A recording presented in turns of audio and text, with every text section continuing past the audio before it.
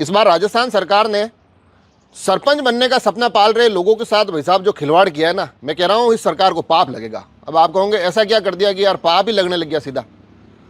तो सबसे पहले तो लोगों को लगा कि यार जब 2025 की शुरुआत में फरवरी मार्च के आसपास चुनाव हो जाएंगे तो जो व्यक्ति सरपंच बनने चाह रहे थे नए नवेले, उन्होंने त्वरित प्रभाव से जब्बे पजामे सिलवा दिए, 2-4-5 जोड़ी थोड़ी कोटी वोटी और ये सब बिल्कुल, और गमछे हमसे लाल हुआ के, और बिल्कुल मामला उन्होंने अपना नेता वाला सेट कर दिया।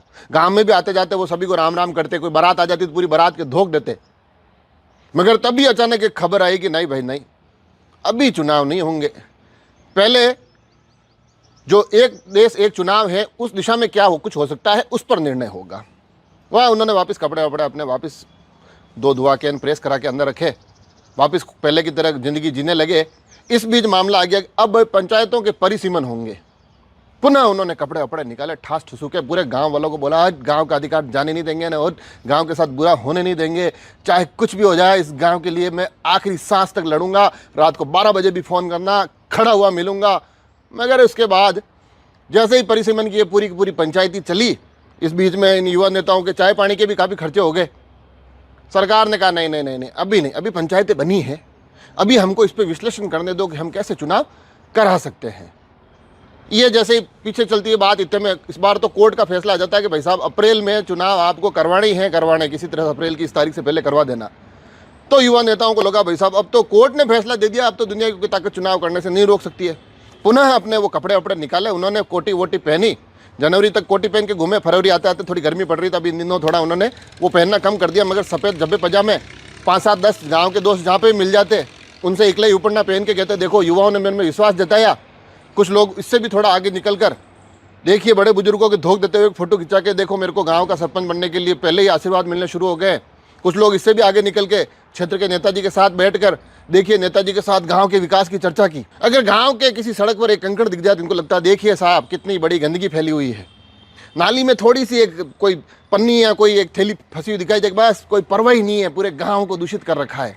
और इतने बड़े उन्होंने एक जागरूक युवा का बिल्कुल माहौल बना दिया कि भाई साहब अब तो अप्रैल में चुनाव होने ही होने हैं। मगर अब एक नया पेच आ गया। नया पेच ये है कि राजस्थान सरकार ने अब ये कहा है कि भाई साहब हमें ओबीसी से जुड़े हुए जो आयोग हैं उनकी कुछ चीज़ें और हमको तो वेरीफाई करनी है, कुछ चीज़ों में समय लग रहा है, तो कृपा करके हमें 6 महीने का समय दीजिए। ये 6 महीने का अगर समय मिल जाता है, कोर्ट में इसकी सुनवाई बाकी है, तो फिर ये चुनाव हो गए भाई साहब अक्टूबर-नवंबर तक, फिर तो दीपावली के आसपास ये वापस जाने ही जाने हैं। तो अब ये युवा नेता वापस कंफ्यूज है, उस फैसले पर इन्होंने नज़र बना के रखी है कि भाई कपड़े हमको वापस प्रेस करवा के अंदर धुलवा के अंदर रखने हैं, या फिर अभी इन दिनों थोड़े दिन में अप्रैल तक पहन के घूमना है, अभी हमको वापस गांव की वो सारी की सारी समस्याएं उनके वीडियो बनाने हैं, या फिर अभी थोड़े दिन वापस विश्राम करना है। साथ ही जो युवा साथी जिन्होंने कि हमारे अंदर विश्वास जताया था, जिनके पास खड़े रह के मैंने फ़ोटो खिंचवाए थे और फ़ोटो खिंचवाने से लेकर आज तक वो रोज़ मेरे से चाय पानी पी रहे हैं, उनकी चाय पानी आगे जारी रखनी है कि अभी बंद करनी है। तो ये बड़ा एक कन्फ्यूजन चल रहा है। तो ये बार बार जिस तरह से इन भावी सरपंचों को ये सरकार कंफ्यूज कर रही है, परेशान कर रही है। कई लोग तो ऐसे हैं जिनके कपड़े पहले जब सिलवाए थे जनवरी 2025 में, तब से लेकर अब तक साइज बदल गई, उनके नए चेंज करवाने पड़ेंगे। कुछ के परेशानी में और पीड़ा में ढीले हो गए, कुछ ये चुनाव नहीं हो रहे उस आनंद में मोटे हो गए।